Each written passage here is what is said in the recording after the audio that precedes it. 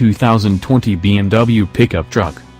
Usually, when we see an independent pickup truck study from an automaker that has yet to announce their intentions for the segment, it's mostly something that reflects that particular brand's present-day design language.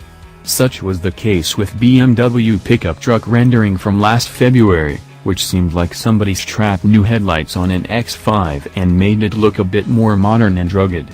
Of course, there's nothing wrong with that, although if you want to take things further, you could do what designer Tikan Lee did here, and think of something that looks out of place in the carmaker's current lineup.